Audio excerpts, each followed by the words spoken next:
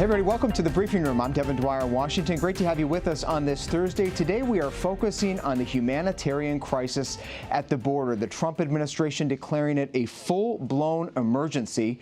And we have full team coverage today, including a number of voices joining us live from the border region. But here on the Rim in Washington, D.C., our Deputy Political Director, Mary Alice Parks, is here. Our immigration reporter, Quinn Owen, is here, just back from California and the border areas. Great to have you both. Guys, this is a huge problem now, including the Democrats acknowledging the situation. Let's take a look at the numbers that just came in from the Department of Homeland Security as to how many people were apprehended in May at the southern border. These are illegal border crossings, more than 132,000. Look at the spike from just 2 years ago in the same month in May, 14,000. Mary Alice, this is a situation that a lot of Democrats now are starting to acknowledge is indeed an emergency, is a crisis. Absolutely, because regardless of your politics, these are people at the center of this issue. And I have to say, looking at some of these numbers, it does not look like a humane treatment of human beings. I mean, we were looking at the local sort of government reports about facilities in Texas with standing room only conditions. Another facility in Texas that was built for 125 people but had 900 people in it. Quinn, I know you've been digging into a lot of these numbers, but another article I was reading about a place in New Jersey where the government inspectors found that the food and the kitchen was so poorly maintained they couldn't even keep it operating, essentially. They had to remove people right away. I mean, I have to think that we treat some of our hardened criminals and prisoners better than it seems like we are treating these detainees. Well, and keep in mind, this is civil detention too, right? These are not. This is not like, it shouldn't be like a prison. This is a civil detention for immigration violators. In some cases, the biggest crime some of these people committed was just walking across the border. The numbers are stunning. They're significant, and it is impacting not just the communities on the border, but those trying to contain the situation, help those migrants who are coming across, also enforce the law. And we're joined now from Texas by Raul Ortiz. He's the Chief Border Patrol Agent in the Del Rio sector in Texas. Joins us now via Skype. Sir, thank you so much for joining us. Wanted to get your perspective on the ground. Understand that your region has seen more than 1,000% increase in families coming across. Yeah, that's correct. As you know, the May numbers came out. We're looking at 132,000 apprehensions across the entire southwest border. We have 9 Border Patrol sectors that make up from San Diego all the way to the Rio Grande Valley. Every single one of the sectors has seen an increase in apprehensions. And what makes this even more trying and difficult for us to manage as an organization is the fact that quite often those groups are made up of children or family units. Out of the 100,000, 96 have a child associated with them, whether they're unaccompanied children or family units. And the Border Patrol facilities that we're talking about certainly weren't built for children or family units. Typically, in the past, we've held adults, males and females, and most of them were from Mexico. So repatriation happened relatively quickly. Now, what we're experiencing along the southwest border is this mass migration of family units, not just from Central America, from all over the country. Yeah, and so many of these parents putting their children in dangerous situations. Sir, I was struck by this report from the Border Patrol that just this week, some of your colleagues rescued a 6-month-old when his family attempted to cross a river. Federal authorities had to go into the river. We see some pictures here put out by the CBP of that rescue. The infant and his mother fell out of a raft coming across the border there. I guess it begs the question, with so many of these dangerous conditions along the remote parts of the border, do you think that CBP needs to start taking more people at the legal entry points? Do you think that sort of a valve needs to give there so that more people can come in through those points? So it's a difficult balance between legitimate trade and travel. Certainly what happens in between ports of entry. I can tell you, I've been doing this job for 28 years. I spent the last 5.5 years in RG, Rio Grande Valley in South Texas. Have been in my current position for the last several months. And regardless, I think the transnational criminal organizations have an awful lot to do with where these folks are actually crossing. We're finding that these groups are being trafficked in very remote areas. And so our officers are having to rescue in the water, up in these ranch lands. They're leaving these individuals to fend for themselves. We've had a significant increase, over 3,000 rescues so far this year. In my particular sector here, we've had so many water rescues that I'm very concerned, not just for the folks that we're having to go out there and respond to, but even my own officers. So I will tell you that, it certainly is a balancing act between trying to maintain legitimate trade travel through our ports of entries, but also trying to manage the traffic in between the ports of entry. And Chief Ortiz, this is Quinn Owen. We know that the Trump administration is in talks with Mexican authorities about stepping up enforcement efforts on their side of the border. Is there anything that you can see from your perspective that you would like Mexican authorities to start doing differently as far as border enforcement goes from their end? Yeah, certainly cracking down on the transnational criminal organization. We all know that just about everybody who crosses the river in Texas or the border areas out to our west have to pay the cartels a peso or a bribe to get across that river, or a fee. And so if our Mexican government officials could crack down on those criminal organizations, because the cartels are making an awful lot of money, both off the traffic people as well as the narcotics, because they're using these large groups as diversion. We've experienced more large groups this year than I've ever seen in my career. We've had one group in El Paso that was over 1,000 people, and that takes us several hours to process and transport them. And the cartels know that while we're busy with this, they're able to traffic narcotics in between those ports of entry. So this is a well-schemed maneuver, and so our government Mexico officials are doing a great job. I think tactically, but I think as a joint effort, we really need to go after these organizations. What do you think is driving this influx in border crossings? People don't normally risk their lives unless they're desperate. Yeah, so most of the folks that we interview, these are economic migrants. Certainly, I think they recognize that we have some gaps with some legislation with Forest versus Green or the ERA ruling that forces us not to be able to detain family units before an immigration hearing, and we can't keep them in custody longer than 20 days. And so I think the message has gotten out via social media, even through some media outlets, that if you come to the state with a child, are you going to be processed and set free? And so we really need some adjustments there. Certainly, the Border Patrol, CBP, DHS aren't equipped to handle the types of numbers that we're seeing right now. All our facilities are filled to capacity, and we certainly have to have some remedy. We certainly need some congressional help. We don't have enough funding to support the amount of beds that ICE needs to have to be able to hold these people in custody before they see an immigration judge. We do think that there's a process that needs to be followed, and we certainly are encouraging that. Well, Chief Raul Ortiz with the Del Rio sector of the Border Patrol, hats off to you and your colleagues for the service that you're doing down there. Difficult conditions, regardless of where you stand in your politics on this issue, and we really appreciate your time and coming on, sharing your perspective, Chief Ortiz. Thank you, sir. And as the chief was just saying there, guys, the situation of crowding in a lot of these facilities is getting very problematic, reminiscent of 2014 when the Obama administration had to ship a lot of these children to military bases to house them. We have a map here. The Pentagon tells us they are looking at opening a number of facilities, 3 bases, to potentially house some of the children that Chief Ortiz was just talking about. Fort Sill actually was one of the places back in 2014 that did this. In Quinn, there's also some reporting out now that the chief alluded to it, that HHS, DHS running out of money to even provide basic amenities for these kids in custody. That's right. We heard from HHS earlier this week. That's Health and Human Services. They run the Refugee Resettlement Program. They're going to have to start scaling back some of the services that they provide for unaccompanied kids. These are kids who come across without a parent or guardian, and when they're brought into an HHS shelter, they are given an education, activities, social time, of course, because these are young minors we're talking about. We've heard that they're going to have to start scaling back those kinds of activities as the budget crunch hits them. The military is stepping up, trying to help. Our affiliate colleague, Julio Chavez with KVIA in El Paso, Texas, is down on the border right now, just sent us in a report on how the military is working with Customs and Border Protection and DHS to work on this problem. Take a look.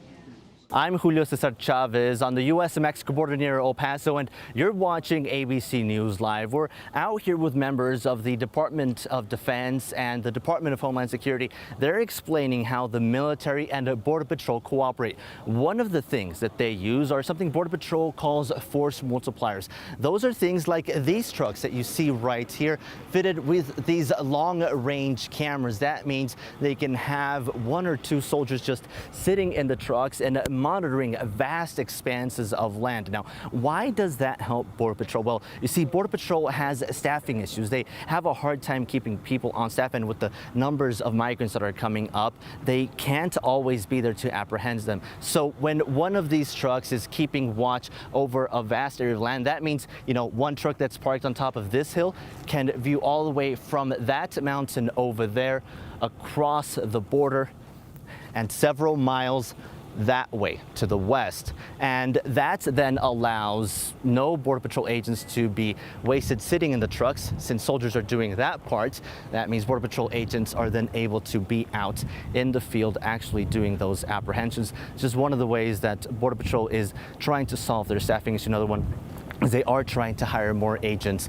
that will not be armed. There are simply going to be doing things like surveillance and actually transporting people or on hospital watch. That is just one of the many factors that goes into the current crisis at the border. For now, reporting from the U.S.-Mexico border, Julio Cesar Chavez, ABC News Live.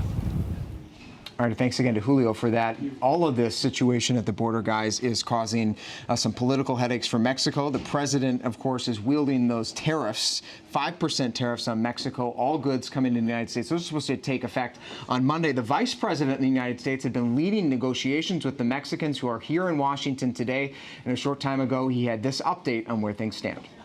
And our message to the Mexican delegation, our message to the Mexican government, the time has come for Mexico to act decisively, to work with the United States of America, to assist us in enforcing our laws, by enforcing their laws, by securing their border.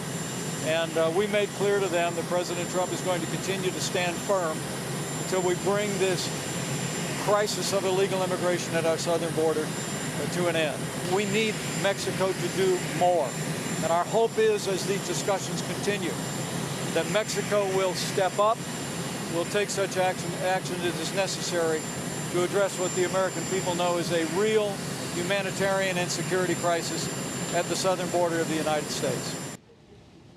And Mary Alice, if they don't reach a deal to head off these tariffs, which will take effect Monday, a lot of Americans could be paying more for a lot of goods effective next week. Right. That's what we heard from the lawmakers from Texas who said Republicans who said that tariffs on Mexico can also be written as taxes on Texans, that American consumers will pay in the short term with the hope that it hurts Mexico in the long term. That's the thinking behind this kind of no carrot, all stick strategy from the White House.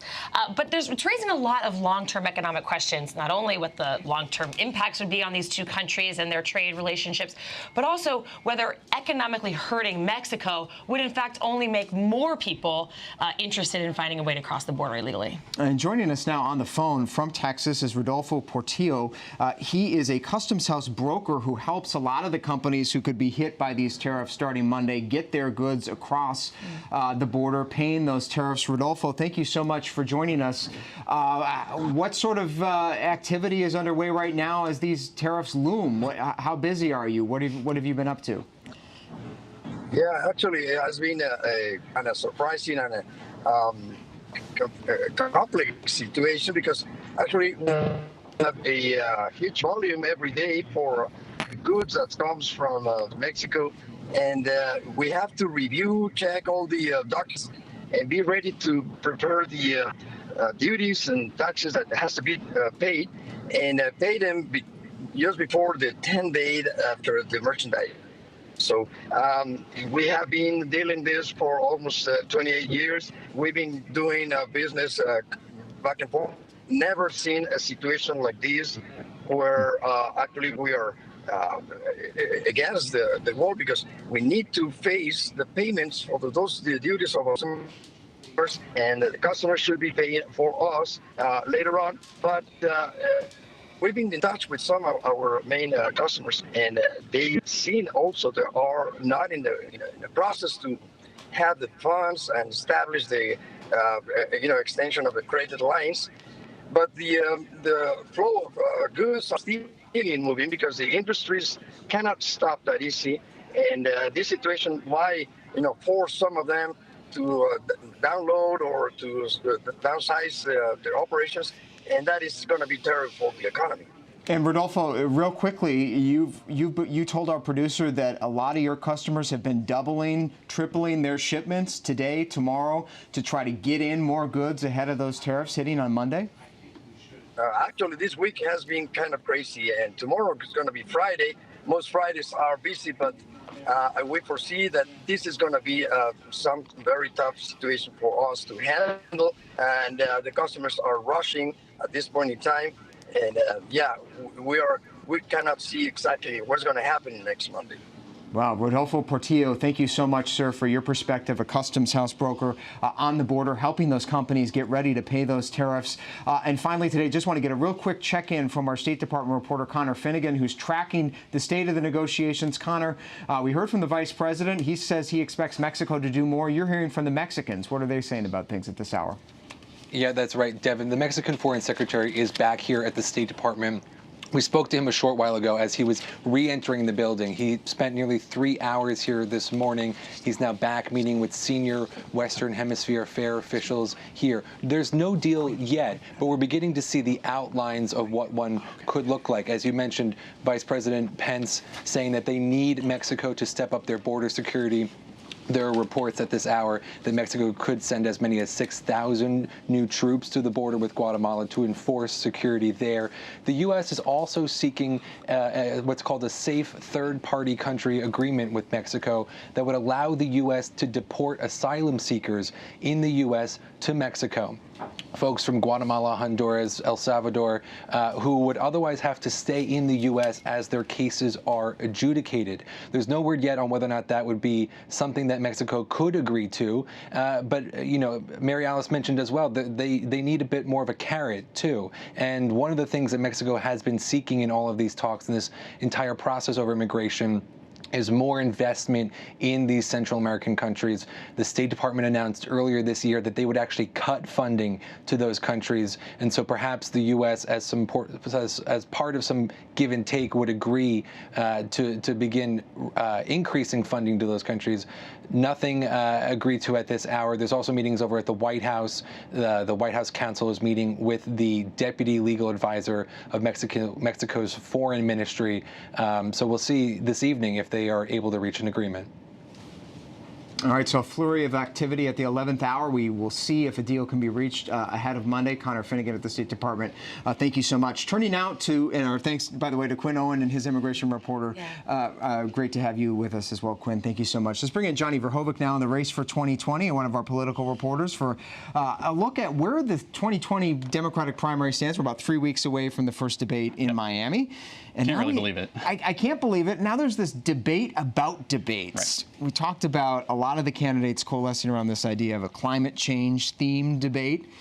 Yep. And then the DNC shot it down. Right. So yesterday we finally got a final decision from the Democratic National Committee. This is something that Washington Governor Jay Inslee has made kind of a rallying cry in his campaign. He wanted the DNC to host a sanctioned debate that was solely focused on climate change. He's made climate change, you've interviewed him too, he's made climate change the central focus of his campaign, arguing that it's related to all other issues. It's an economic issue, it's a healthcare issue. So he really wanted a singular debate focused on it. And yesterday the DNC came out and just said, we're not going to host debates that are just solely focused on one issue. We want candidates to be able to talk about a wide swath of issues. And now Inslee is now trying to sort of galvanize the other candidates to say the DNC is wrong on this, and this is what the people want.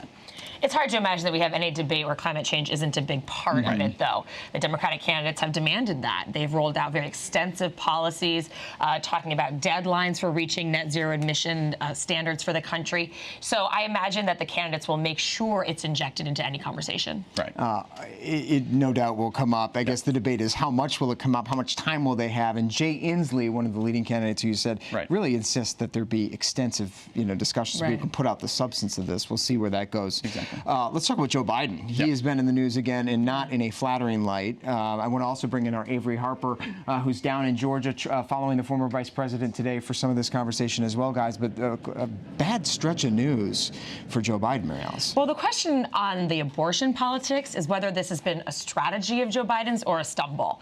On the one hand, it's an interesting political sort of stake to lay in the ground. We've had a lot of Democrats say that maybe there's room for compromise here. Joe Biden talks about his Catholic faith. He's pitched himself as someone who can work across the aisle. So his current support of the Hyde Amendment, which would prohibit any federal funds going towards abortion care, could be seen as kind of a middle ground approach.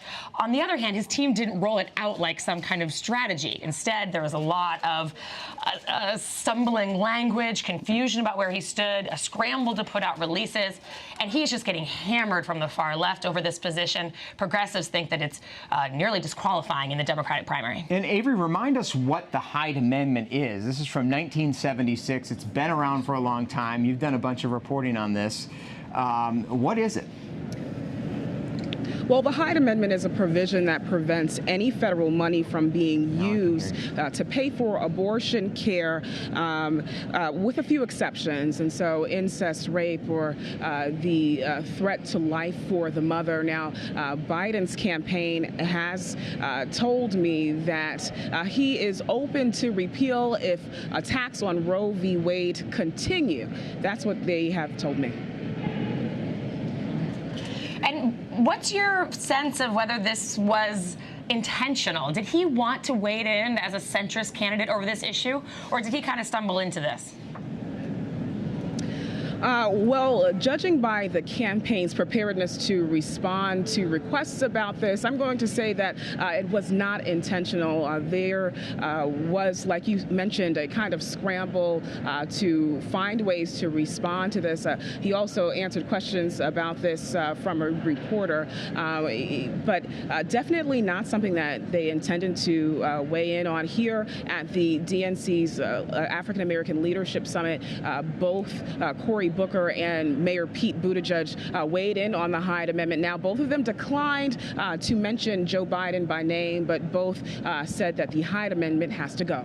I think one of the fascinating things about all of this to me is that so many of these guys in Congress have voted for it. Right. Even Elizabeth Warren. I think we have a graphic. Elizabeth Warren, Cory Booker, all those guys.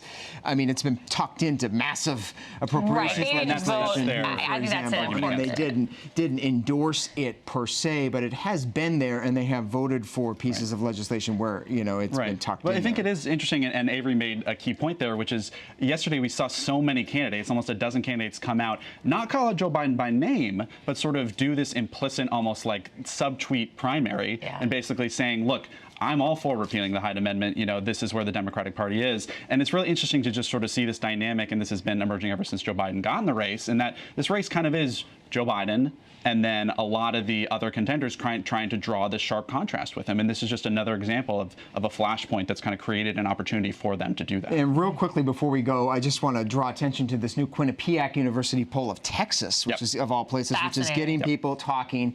It is very early. You always got to put that disclaimer. And this is one poll. But take a look. Well, this is the bit about Beto O'Rourke here. But it also took a look at some matchups of Joe Biden and President Trump and all the candidates against President Trump. Joe Biden actually beats President Trump in Texas. What is the campaign saying about that, Avery? Well, the campaign is confident in Joe Biden's ability to garner voters and make voters enthused to go out to the polls and beat Donald Trump at the ballot box. I'm told that one of the most important things that his staff really loves about Joe Biden is his authenticity. And so they say they're going to continue to talk about that. They're going to continue to speak about the issues and continue to make that bid for the White House. All All right, Avery Harper for us in Atlanta, Georgia, with former Vice President Joe Biden. Thank you so much for your reporting, Avery. As Avery said, there's a number of 2020 candidates that are in Atlanta this weekend, putting a spotlight back on that state. Democrats have wanted to believe that it could be in play for them. And finally today, and our thanks to you, Johnny Verhoeven, for being here for the politics conversation. Got to pay tribute to those D-Day heroes and our veterans from World War II, all those who served and sacrificed. We've been watching with great wonder the pictures coming out of Normandy Beach this morning and this afternoon as the world pays tribute to the 75th anniversary. There you see President Trump, Melania Trump, and the French president and his wife. The majesty of the ceremonies, Mary Alice, was really striking and moving. It is, of course, for those who don't remember, was the largest amphibious and land invasion in world history. 4,000 Allied forces were killed on this day 75 years ago, including 2,500 Americans, 2,500 heroes killed in a single day. They now lay to rest there in the Normandy Cemetery. As you see, President Trump paid tribute today. And he also gave this moving address to the survivors and their families, who he called legends. They were young men with their entire lives before them. They were husbands who said goodbye to their young brides and took their duty as their fate. They were fathers who would never meet their infant sons and daughters because they had a job to do. And with God as their witness, they were going to get it done. They came wave after wave, without question, without hesitation, and without complaint. All right, and that was President Trump commemorating all those heroes. Did you have any grandparents that served in Normandy? Yeah, my grandfather was there just offshore on the beaches of Normandy. He told this story of being a part of sort of those that waded back. They were tasked with a really heartbreaking task of going and sinking ships that were under fire and were lost. But I have to say, till the day he died, he talked about his service in the war. It's obviously the proudest part of his life. And we will never forget them and all those who gave their lives there and who served and lived to tell us all about it. Again, hats off to those on the 75th anniversary of D-Day. Thank you for joining us today in the briefing room. A lot of ground covered today. You can catch us at 5:30 and 6:30 Eastern Time as well here on ABC News Live and on all the ABC News platforms. Great to have Mary Alice Parks with us. I'm Devin Dwyer in Washington. We'll see you tomorrow.